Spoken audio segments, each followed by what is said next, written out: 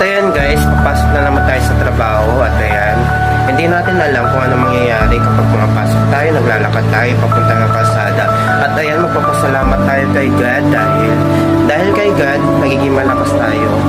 Ayan, nagdadasal ako lagi kay God tuwing may mga pagsubok akong kinakaharap, mga problema.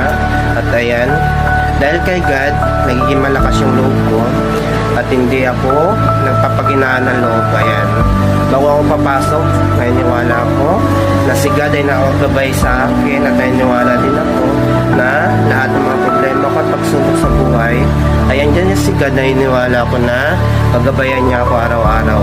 Dahil mula noon yung nag-iisa ako at mag-isa lang ako dito na nagtatrabaho na walang kagabay, walang kasama. Alam niya kapag may problema ako, si God lang yung pinupuntahan ko. At ayan, bago ako papasok, nagpapasalamat ako kay God, nagabayan niya ako sa pagpasok ko sa trabaho. At ayan guys, walang imposible kung maniniwala ka kay God.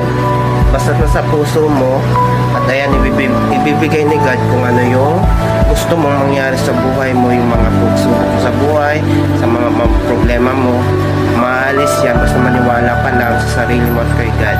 At ayun guys, maraming salamat. Papasok na tayo, magpapalam na ako. Bye bye.